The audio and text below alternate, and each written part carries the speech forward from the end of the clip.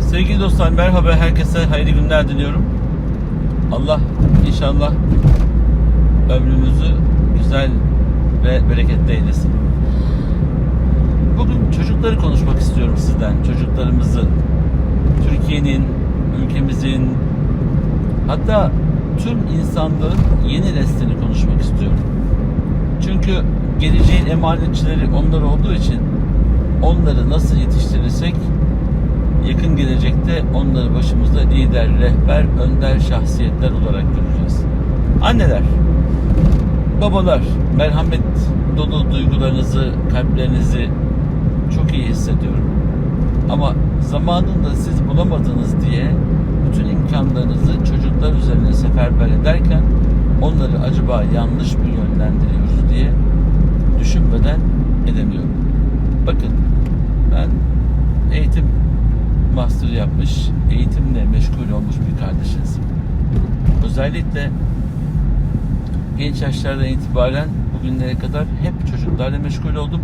Hala çocuklarla meşgulüm ve onlarla eğitim faaliyetleri yürütüyorum. Bakın, bir çocuk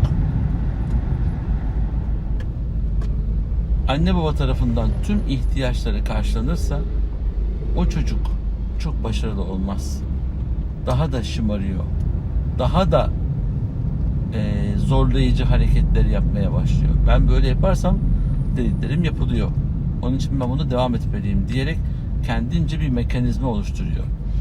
Çocuğun her dediği yapılırsa çocuk aciz oluyor. Aciz olan insanlar da gelecekte hem hayat arkadaşı, hem çalıştığı şirket yetkilileri, hem de toplum tarafından çok rahat yönetilebilen insan oluyor. Yani aktif insan olamıyor.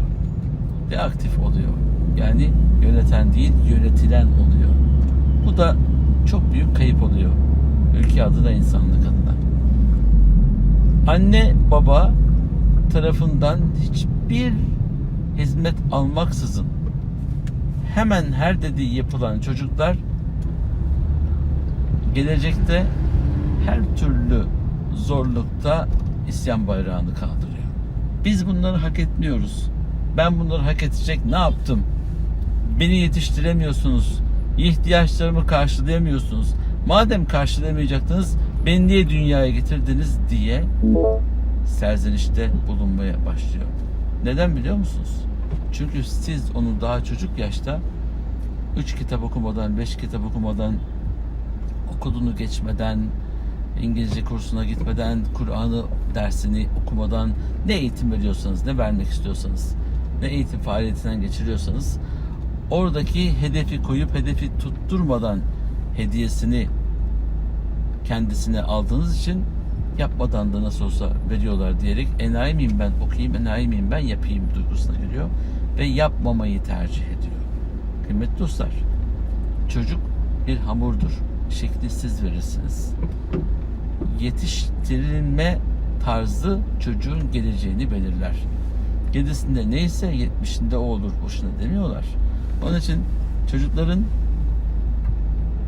duygu dünyasına hitap ederken, onları mutlu ederim derken geleceklerini alt üst ediyorsunuz.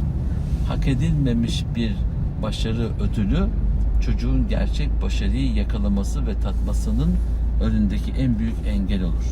Yapmayın. Yapmayalım. Çocuğu derse, işe, yapacağı faaliyete yönlendirmek bir önemli husus. Onları yerli yerinde hediyelerle, onur ödülleriyle, belgeleriyle, hediyeleriyle onları sevindirmek ayrı bir husus. Her dediği yapılan çocuk gaddar olur. Gelecekte ülkesine, milletine, devletine de faydasız olur. Gerçekten faydasız olur. Onun için kendi kendine çocukluk faaliyetleriyle anne babasının elinde yetişen çocuklar gelecekte zirveye çıkıyorlar. Ama her türlü imkanı elinde bulunan, her şeyimizi seferber ettik, o ne istediyse yaptık diyen ailenin çocukları evin bütün imkanlarını çürütüyor, kumarhanelere düşüyor, yanlış yollara sapıyor. Hatta köprüden aşağı atanı gördük biz milletçe, hatırlarsınız. Babasına soruyorlar, ne oldu? Vallahi ne istediyse yaptık diyor. Asıl suç da buydu, biliyor musunuz? Ne istediyse yaptık da bir suç. Yani eğer psikolojik olarak tahlil edecek olursak oradan mutlaka alınacak büyük ders vardır. Aziz dostlar, geleceğimizi kendi ellerimizde yakmayalım. Haklı gururu yaşamak istiyorsak çocukları yerinde hediyelerle, ödüllerle, cezalarla yetiştirelim. Çocuklara ızdırap çektirmeyeceğiz ama hedef belirleyip hedefe odaklanıp bu hedef doğrultusunda çalışma prensiplerini, neyi nasıl yapması gerektiğini ustaca göstermek lazım. Ben bilmiyorum. Bilmiyorsanız bilene soracaksınız. Çocuğun karakter analizini yaparak, bulunduğu şartları eksiksiz bir şekilde kendisine söyleyerek, ondan alacağınız bilgilerle profesyonelce çocuğunuza yaklaşacaksınız. Çocuğun dünyaya gelmesi, kendi kendine büyümesi halkın içinde muteber bir insan olacağı anlamına gelmez. Önce siz doğru olacaksınız. Sigarayı, içkiyi, kumarı, yalanı önce siz üzerinize taşımayacaksınız ki çocuklar da bunu sizden almasın. Ben çocuğun ağzından çıkan kelimelerle ailesinin gramajını, nasıl bir aile olduğunu çok rahat görürüm. Siz de görürsünüz elbette. Evde nasıl konuşuluyorsa çocuk da öyle konuşuyordur zaten. Ben izliyorum öğrencileri. Mesela annesine, babasına ders anında sesini yükselten, karışma benim işime diyen talebeleri ben talebelikten çıkardım. Annesine, babasına saygısı olmayanı ben eğitemem. Önce anne babasına saygı olacak. Anne babaya saygısı olmayanın aldığı bilgiden de hiç kimseye faydası olmaz. Kıymetli dostlar, çocukların her dediğini yapmama hususunda hemfikir olalım. Ama vakti geldiğinde, ödül zamanı geldiğinde onu da karşılıksız bırakırsanız bu sefer dış dünyada kendisine ödülü layık gören, internet üzerinden avlayan avlayıcılara da evladınızı yem yapmış olursunuz.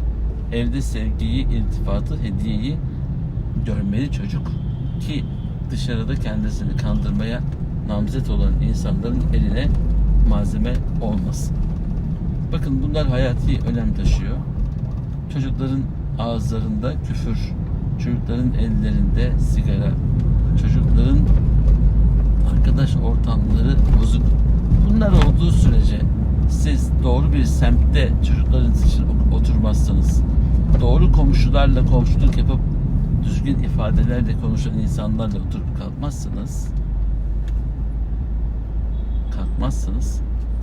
işte o zaman sıkıntılı nesiller meydana gelir. Çocuklar sokakta yalın ayak gezer, terliklerle gezer, para dilenmek durumunda kalır. Hatta biraz daha gücü yeter ve risk alırsa bu sefer hırsızlığa başlar. Çok hikayeler duyuyoruz böyle. Bize çok geliyor bu hikayeler. Okulda okuyorum diyerek babasından para alan, dönem ödevi diyerek para alan ama okuldan atılmış, evdekilerin haberi yok, uyuşturucu dünyasına düşmüş, Allah korusun. Feryadı figan eden anneler, babalar var. Para kazanmak sonuç değil. Çocuk yetiştirmek çok büyük özen istiyor. Allah